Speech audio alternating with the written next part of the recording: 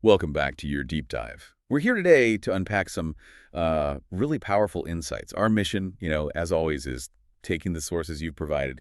This time it's excerpts from Harvard's 10 Genius Habits for Success, plus some supporting research, and really pulling out the most important nuggets. Right. And we're looking at these habits that seem to unlock, well, peak performance and genuine understanding, the kind you see at places like Harvard. Exactly. We want to get beyond just what they are, understand why they work, and how you can use them without feeling, completely overwhelmed. hmm And it's fascinating because these aren't just theories. They seem to be backed by science, used by people operating at, well, really high levels. Yeah. Aimed at deep understanding, consistent success.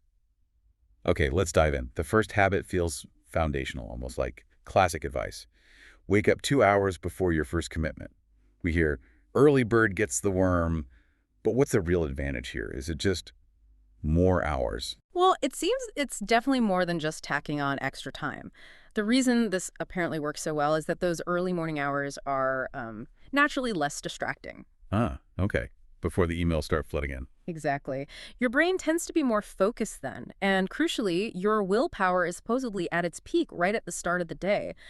There are even studies, I think, from the University of Toronto suggesting early risers often have better problem-solving skills and more positive emotion, interestingly. Huh.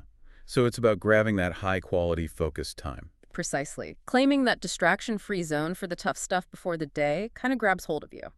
So the practical advice is like if class or work starts at 9, you aim for maybe 6, 3, or 7 a.m. Oof, that sounds painful initially. It might feel like a jolt, yeah.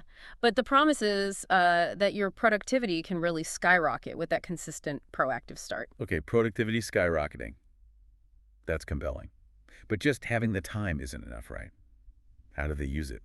Which brings us to habit two. Use the Pomodoro technique, but with a twist.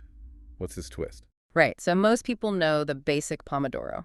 25 minutes on, 5 minutes off. Standard stuff. But the twist here is combining it with what are called deep work principles. Deep work, like Cal Newport. Exactly like Cal Newport. He's a Georgetown prof, Harvard grad, wrote the book on it. It means zero distractions, complete immersion in one single task. The sources say they protect their focus like a lion guards its territory, which is quite a phrase. Wow, okay. So it's Pomodoro plus intense focus guarding. Yep. Practically, it means phone on airplane mode, notifications off, choose one thing, and just go deep for those 25 minutes. Then rest properly and repeat. It's about making focused work the default, not, something you hope happens between interruptions. Fiercely protecting focus. I like that. Mm. Okay, so from intense focus to processing what you've learned, habit three is keeping a knowledge journal. This sounds different from just taking notes. It is, yeah. It's definitely more active. The idea is that top students don't just transcribe lectures. Afterwards, they take time to write down what they learned, but crucially, in their own words. Ah, the in your own words part. That's key. Focusing on reflections, connections, not just raw notes. There's some neuroscience behind this too. Apparently, writing things down, especially reflectively, activates something called the reticular activating system in your brain. Okay, what does that do? It's kind of like your brain's filter or highlighter. You're essentially flagging the information, hey, this is important. And that significantly boosts its chances of getting stored in long-term memory and being understood more deeply. So it's less about recording, more about embedding the knowledge. Exactly. Building a richer understanding you can actually use, not just parrot back. Got it. Okay, speaking of how we record information, Yeah. the next one feels really counterintuitive today. Taking handwritten notes. I mean, everyone types, right? It's faster. It is faster, but the research suggests speed isn't always the goal when it comes to learning. Studies, like a well-known one from Princeton, consistently show that students who take notes by hand, especially during a live lecture, actually retain more information. More than typists. Well, because handwriting is slower, you can't just transcribe verbatim. You're forced to listen, synthesize, summarize, basically process the information on the fly. Ah, so the bottleneck is actually a feature, not a bug. Kind of, yeah. It leads to better conceptual understanding, not just remembering isolated facts. So Yeah. the advice is pretty blunt. Ditch the laptop sometimes, grab a notebook.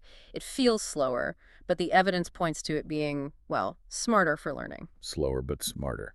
Okay, I'm seeing a theme of deeper processing here, and that fits Yeah. perfectly with habit five, which is often called a total game changer.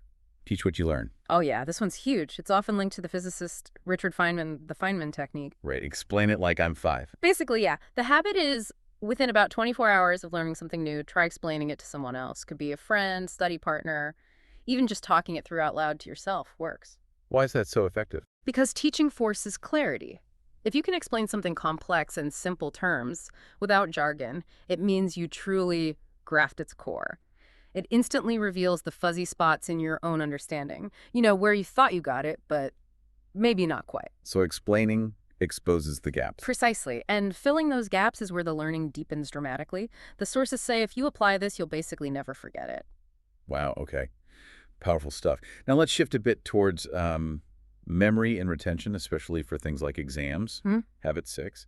Using spaced repetition systems, SRS. Sounds techie. It can be, but the principle is simple and very effective. Smart students often use apps, things like Anki or Quizlet or popular examples. These apps help you space out your review sessions automatically. Spaced repetition, so not cramming everything in at once. Exactly the opposite of cramming. It leverages something called the spacing effect, a well-documented psychological principle. Think of it like paths in a forest. If you walk a path just once, even for a long time, it can get overgrown quickly. But if you walk it briefly, then come back later and walk it again, and then again after a longer interval, you're reinforcing it. It becomes a clear path. So you're reinforcing the memory trace over time. Exactly. Your brain locks it in much better for the long term. The analogy used is like brushing your teeth. You do it daily for a short time, not, once a month for 2 hours straight. Right. Please don't do that. Okay, so consistent, spaced review beats massed practice. Makes sense. Now, for one that seemed a bit unexpected in the list, habit 7. Take nature walks on purpose. How does hiking fit in with Harvard genius? It sounds a bit fluffy maybe, but there's solid reasoning behind it. Apparently, many students there actually schedule short, like 15-minute walks outside, purposefully, often before or after a heavy study session. And there's research on this. Yep. Stanford research, for instance, found that walking, especially in nature, can boost creative thinking by up to 60%. 60%? Wow. Yeah, it's significant. Plus, it's a known stress reducer. It helps kind of reset your brain between intense cognitive tasks. The sources literally call it free therapy for your brain. Free therapy and a creativity boost. Sounds like a good deal. It's about managing your mental energy, I guess. Totally. Recognizing the brain needs breaks and different kinds of stimulation. Okay, building on that active engagement theme. Habit 8. Practice active recall. You mentioned this briefly, but let's unpack it. How is it different from just rereading notes? It's fundamentally different. Rereading is passive. You recognize the material, sure, but that's not the same as being able to recall it. Active recall is about retrieval, closing the book, putting away the notes, and actively testing yourself. Like asking yourself questions. Exactly. What were the main points of that chapter? How would I explain this concept from memory? Yeah. What connects this idea to what I learned last week? So forcing your brain to pull the information out, not just see it again? Precisely. Studies showed this retrieval practice activates deeper neural pathways and makes the knowledge much, much stickier. It's way more effective than passive review. Okay, practical tip. Turn your notes into questions. Before you go to sleep, quiz yourself on the day's material. Simple, but really powerful. Makes sense. Okay, moving beyond specific study techniques, what about broadening knowledge? Habit 9 suggests something pretty ambitious. Read one nonfiction book per week. That's a lot. It is a commitment, for sure. But it seems to be a common thread among really high achievers, looking beyond just their required coursework. They tend to read widely psychology, economics, history, biographies, health, success principles, you name it, high-quality nonfiction. And the benefit isn't just knowing more facts. No, it's deeper. They treat books like mentors. The source material puts it nicely.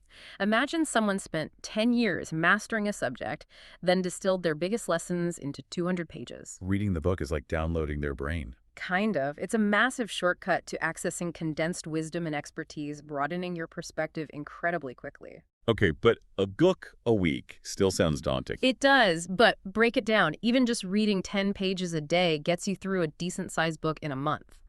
Aiming for one a week is ambitious, but even reading more nonfiction consistently is the core idea. Start with 10 pages a day. 10 pages a day. That feels achievable. Okay, downloading wisdom like that. And finally, we reach habit 10, which the sources call the most powerful habit of all, which is, Surround themselves with smarter people.